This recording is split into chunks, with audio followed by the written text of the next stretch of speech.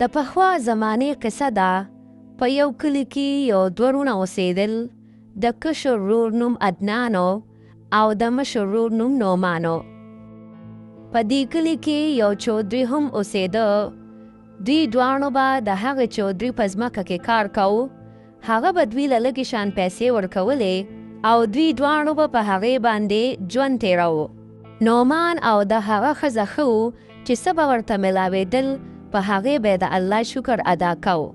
خو عدنان او د عدنان ښځه دواړه ناشکره وو او په دې ژوند به دواړه خفه وو.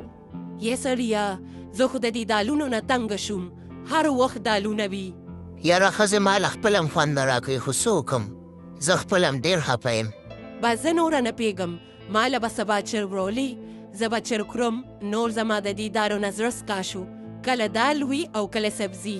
یاره زما خپله هم چرګ ته زړه شوی دی، خو زه ګورم چې چل کوم نو. او دغسې به د عدنان کار ته زړه نه کېده. هر وخت به یې سوچونه کول چې یو اسان کار کوم او ښه خوراکونه کوم. یا لکه دا ته څه سوچونه کې راځه که نه کار کوه، د دې سوچونو نه څه نه جوړېږي. یاره نعمانه مانه بیخي کار نه کېږي. زه وایم چې اسان کار کوم او ښه خوراکونه کوم. ظالمه ناجوکري مه کوه چې څه درته میلاویږي هغه خوره. دا کار هم ښه په مینه کوه. یاره دې زمیندارۍ کې څه نشته، به دا زمینداري هم ته کوه. زه ځان له څه کار ګورم. یاره والله یو خو د دې کار نه سخت ستړی شوم، بل د دې دالونو نو سبزۍ نه چاته څه سم خوراک هم ونه کړو او ښځې راته لا چرګوټۍ مې یاد کړی دی. اوس به دا چرګوټۍ د کوم ځای نه وړم. او عدنان دا سوچونه کوي روان وي چې په لار کې یو چرګه مهله ورشي. یاره دا چرګه خو راته د چودري ښکاري. مړه د چودري او زما یو شی دی. او دې نه پس عدنان په ړومبي ځل چرګه پټه کړي او کور ته لاړ شي. دا وګوره که نه ښځې چرګه مې دله راوسته، بس ښه خشته به یې سره کړي چې ویې خورو. یې سړیه دا دې کوم ځای نه راوسته؟ دا خو کورنۍ چرګه ده. بس ته دا خبرې پرېږده، دا به ته وروسته وویم. بس ته دا اوس په حقه چې ویې خورو. او لږ ساعت پس دوی هغه چرګه پخه کړي او په خوشحالۍ یې وخوري. یاره ښځې ډېره موده پس مې چرګه وخوړه. او که نه سم خوند یې وکړه. او که نه. خو رښتیا دا دې راته ونه وایي چې دا چرګه دې کوم ځای نه راوړه؟ تا سره خو پیسې نه وي، په څه دې راوسته؟ ښځې ال درته ویم خو چاته ونه وی. دا چودري چرګې ساتلې دي، د هغې نه مې راپټه کړه. ها دا څه وی چرګه دې راپټه کړه؟ تا په ما د غلا چرګه وخوړه. مالې خېټې ته څه پته لګي چې د غلا ده؟ څومره ډېره ترسکونه وه، سم خوند یې وکړه. چودري ځان سره په کور کې ډېرې چرګې ساتلې وې چې په هغې کې به د یوې نیمې چرګې د روکېدو پته نه لګېده. او دغسې به عدنان هر 2-3 ورځې پس یو چرګه پټوله او هغه به دوی دواړو خوړه. دغسې یو څو ورځې تېرې شوې، د عدنان ایرس نور هم زیات شو. هغه به اوس روزانه 2 چرګې پټولې، هغه به یې بازار کې خرڅولې او په هغې به یې پیسې ګټلې. هلکه عدنانه دا خو ډېر خشته کار دی، محنت هم پکې نشته او پیسه هم پکې ډېره ده. خشته دیاړي پکې لګي ښه. یاره ښځې هسې یو سوچ مې کو، ویم چې دا کاروبار ځان له نور هم ښه غټ کړم. که ته څه وې؟ یې سړیه ته کوم کاروبار یادې؟ ولې تا کاروبار هم شروع کړی دی څه؟ د چرګو غلا یادوم. زه خو ویم چې لږې ډېرې چرګې نیسم او ځان له یو دوکان د چرګو واچوم. که ستا څه خیال دی؟ او که نه سړیه دا خو به ډېر خوند وکړي، پیسې به هم پکې ګټو او چرګان به هم پکې خورو. راشه چرګې راشه، زما پنجرې ته راشه، وردن نشه وردن نشه. او دې نه پس عدنان ځان له بازار کې د چرګو دوکان وکړ. چرګې به یې ډېرې پټولې او بیا به د چرګو غوښه په کم قیمت خرڅوله. یار وروره دا راته ووایه چې د چرګو دا غوښه په څو روپۍ کیلو خرڅوې؟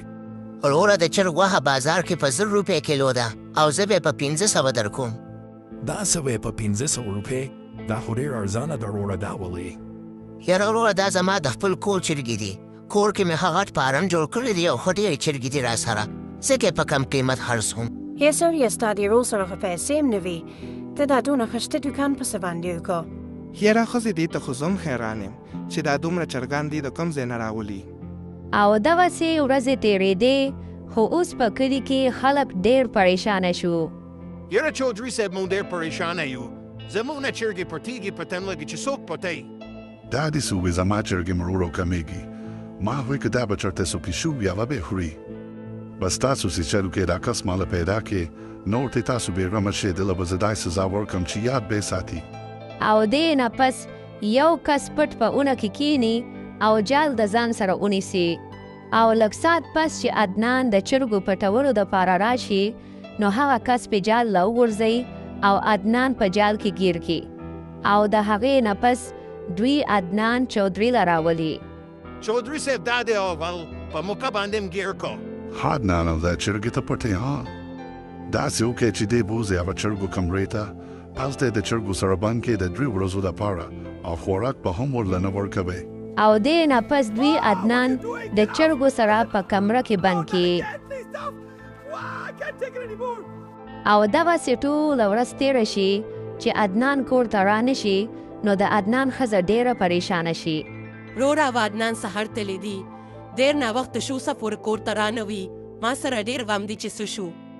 او دې نه پس نومان په کلي کې په عدنان پسې کوڅه په کوڅه وګرځي خو میله ونه شي. یاره بابا زما ورور خو به دې نه وي لیدلی. سخر داسې نشته مونږ ډېر پریشانه یو. بچي هغه چودري د چرګو په غلا کې نیولی دی. دا دې څه ووي بابا. او دې نه پس نومان د چودري کره لاړ شي. چودري صاحب زه خپل ورور پسې راغلم چا راته وې تاسو د چرګو په غلا کې نیولې دي. هغه نومانه ته غم مه کوه پرېږده چې لږه سزا ورته میلو شي چې بیا داسې نه کوي. خبره وره لالا ما د دې ځای نه آزاد کا. عدنانه ما خو درته وی چې غلط کار ونه کړي. ما خو چودري سره خبره وکړه خو هغه زما خبره نه مني. وی 3 ورځې به ورله سزا ورکوم بیا به یې در پرېږدم. دا څه وی لالا ما بار که د دې ځای نه زه خو به دې چرګو کې لیونی شم. یا خدای دې چرګو خو ماله مزغه خراب کړل زه خو نور لیونی کېږم. او کله چې به عدنان اوږې شو نو د چرګو دانې به یې خولې. او دغسې 3 ورځې تېرې شوې اخر یې عدنان راخلاص کړ. عدنان اوس خو مې راپرېښودي او دا درته ویم که بیا دې داسې کار وکړو نو بیا دې نه پرېږدم ګورې. یاره چودري صاحب زما یې د پلارم توبی زه به په ژوند کې چاته بیا د چرګو خوله ونه کړم. دال به خورم مزدوري به کومه خو خوله به ونه کړم. او دې نه پس عدنان خپل کور ته واپس راشي. یاره ښځې بس دې نورې چرګې به بیا نه پټوم. دې ورځې مې د چرګو دانې خوړلې دي. او که نه سړیه بس ته نورې چرګې مه پټوه. دال به خورو سبزي به خورو او ګزاره به کوو. او دې نه پس عدنان دوباره پټو ته روان شو خو دا ځل به یې کار ښه په شوق او په مینه کولو ځکه چې عدنان ته پته ولګېده چې الله موږ له څه راکړي دي موږ له په هغې باندې شکر ویستل پکار دي او په غلطه طریقه ګټل نه دي پکار ځکه چې د غلط کار همیشه غلط انجام وي.